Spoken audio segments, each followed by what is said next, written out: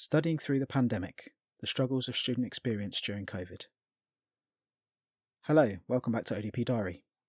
In this post, I want to share my personal experience of studying during the COVID-19 pandemic. My journey to becoming an operating department practitioner was marked by unexpected challenges and profound changes, especially during those unprecedented times. The excitement before the storm. Back in November 2019, I was filled with anticipation as I attended an open day at Bucks-New University. I was on the brink of securing funding for an ODP apprenticeship, a significant step in my professional development. By early 2020, the excitement peaked when I received a conditional offer for the apprenticeship, with training set to begin in April of 2020. Despite the growing concerns about COVID-19, I was reassured that theatre operations would continue mostly unaffected, and the course would proceed as scheduled. However, as the pandemic's impact became more apparent, the situation changed rapidly. The national lockdown on March 23rd crushed my plans, and the apprenticeship was postponed indefinitely. I felt devastated as my long-awaited dream seemed to slip away, and the excitement quickly turned to uncertainty. Navigating the uncertainty. Life as a HCA during the pandemic. The following 6 months were incredibly challenging. Working as a healthcare assistant during the height of the pandemic was not what I expected. Most of the time there was little to do. My HCA colleagues and I spent countless hours sitting around, cleaning the same shelves and trolleys repeatedly, or redoing mandatory training that we had already completed just to pass the time. I felt like a spare part that was sellotaped to the side of an army tank while it ambled through a minefield, present but in harm's way with no real purpose. More importantly, I started to feel that the risks I was taking, both for myself and my family, were unjustified. The fear of bringing the virus home led me to taking stringent precautions, which included not seeing my children for extended periods. The isolation and seemingly pointless nature of my work took a toll, and I began to resent the situation I found myself in. The national applause from doorsteps and balconies, while well-intentioned, felt hollow and undeserved to me personally. I did not feel that I deserved any of the adulation directed towards healthcare workers, because my role was so small. For the doctors, nurses and other practitioners who were truly in the thick of all the horrifying action, I was there first-hand to witness the physical, mental and emotional toll that period had on some of them. You didn't need to be a mind reader to see it on their faces. People smiled less, and when they laughed it felt forced. The usual spark in people's eyes was noticeably dimmed. While these professionals faced relentless pressure, I felt sidelined, contributing little to the actual frontline effort. This contrast made the public applause seem patronising, as it lumped together those of us who were merely present with those who were genuinely fighting the battle. Adding to the frustration was the political posturing around supporting NHS workers. Politicians were keen to be seen clapping and vocalising their support for the NHS, while simultaneously profiting from PPE contracts and denying much-needed pay rises. This hypocrisy was infuriating, as it highlighted a glaring disconnect between their public gestures and the reality of their actions.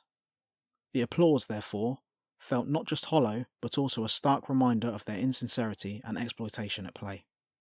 6 months later, however, the first wave of the pandemic receded and an opportunity emerged that reignited my determination. I was offered an apprenticeship place at the University of West London. At 33 years old and with everything happening globally, I knew I couldn't afford to lose any more time. I eagerly accepted the offer, ready to embark on this new phase of my education, despite the ongoing pandemic. The reality of university life during COVID-19. My university experience was far from what I originally imagined. I had envisioned a vibrant student life, complete with Freshers' Week and various social events, where I would meet new people and make friends from different backgrounds. The reality couldn't have been more different. Social distancing regulations were still in full force, and the social aspect of university life was significantly limited, particularly during my first year. We entered a highly controlled environment where interactions were confined to our small class bubbles. The corridors were marked with confusing one-way system, classrooms were segmented with red and white caution tape to keep the chairs 1 metre apart, and lecturers taught from behind perspex screens, making it difficult to hear them clearly. Everyone wore masks, hiding their faces and stifling coughs or sniffles for fear of drawing attention. The building felt eerily empty. It seemed as if there were only ever 2 classes taking place at any one time. Our lunch breaks were staggered with the midwifery students, so we didn't occupy the same space at the same time, and the atmosphere felt tense and impersonal. Adding to the surreal environment were the posters and signage scattered around the university. They depicted smiling groups of students freely moving around campus, seemingly mocking the restrictions we faced. Their carefree faces seemed to taunt me, a stark reminder of what my university experience was supposed to be, but wasn't. These images of a normal university life felt disconnected from my reality, amplifying the sense of isolation and frustration. The challenges of learning in a pandemic. The learning environment was equally challenging. The unprecedented situation meant that everyone was trying to adapt on the fly.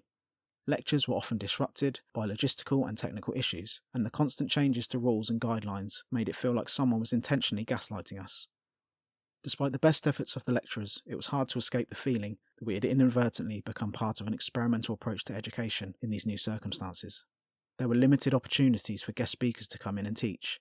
We weren't given the chance to interact with our peers in the years ahead of us, interactions that would have been valuable for us to ask questions, get the lay of the land for what to expect in the second year and beyond. I personally remember having so many questions, and there was no one around who could really answer them for me. Side note, in my third year, I had the opportunity to present to a cohort of first-year ODP students. They asked many unique questions, some about clinical practice, others about assignments, dealing with altercations, and more.